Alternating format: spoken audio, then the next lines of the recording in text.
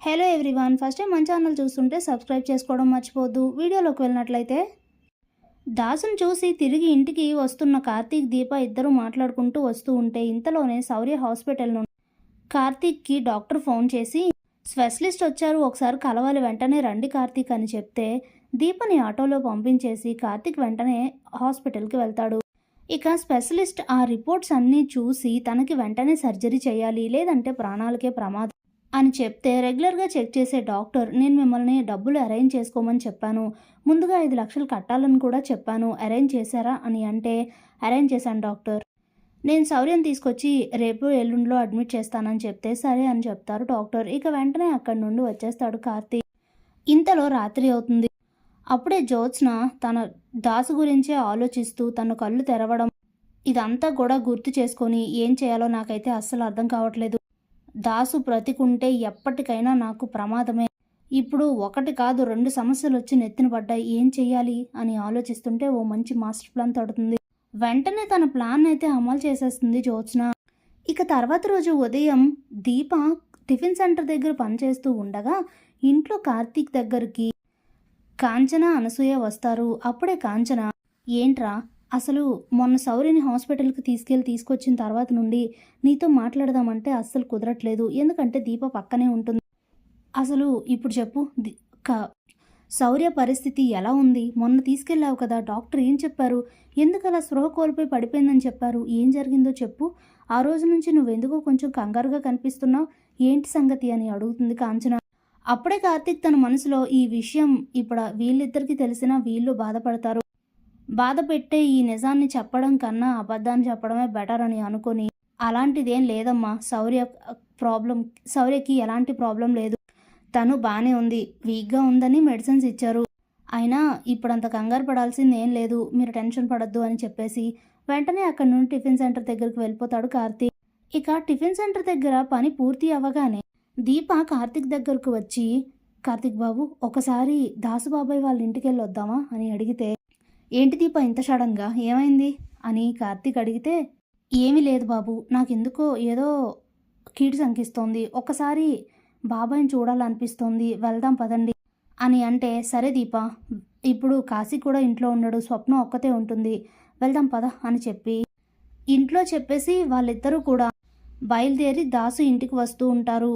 ఇంతలోనే కాశీ ఆఫీస్కి వెళ్ళిపోవడంతో స్వప్న ఒక్కతే ఇంట్లో ఉంటుంది. అప్పుడే 4 రౌడీలు తనపై దాడి చేసి తన నోటికి క్లాత్ కట్టేసి చేతులు కాళ్ళు కట్టేసి ఒక పక్కకి నెట్టేసి దాసుని చంపాలని చూస్తూ ఉంటారు.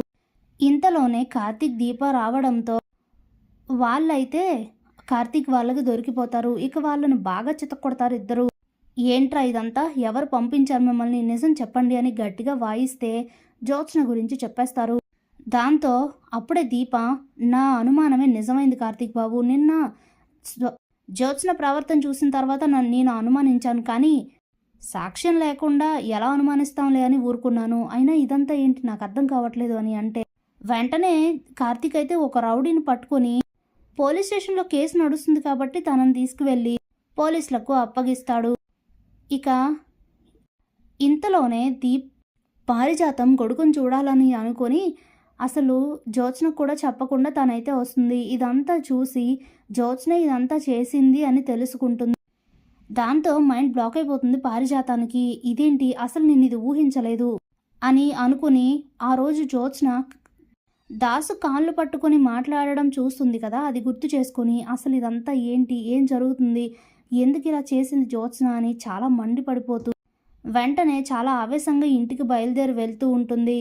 ఇంతలోనే స్వప్న, దీప, కార్తీక్ ముగ్గురు మాట్లాడుకుంటూ ఉంటారు. అసలు ఇదంతా ఏంటి కార్తీక్ బాబు, జ్యోత్స్నకి ఇలా దాసుబాబాయిని చంపాలి అని అనుకోవాల్సిన అవసరం ఏముంది, తనెందుకు అలా చేసింది నాకు అర్థం కావట్లేదు అని అంటే, అదే కదా అర్థం కాని విషయం, ఏదేమైనా ఇప్పుడు ఎలాగో ఆ విషయాలన్నీ బయటకు వస్తాయి దీప అని చెప్తాడు కార్తీక్. ఇదిలా ఉండగా సుమిత్ర ఇంటికి తిరిగి వచ్చేస్తుంది పారిజాతం. ఇక హాల్లో నిల్చొని, జ్యోత్స్న ఎక్కడున్నావు, బయటికి రా అంటూ చాలా గట్టిగా అయితే అరుస్తుంది.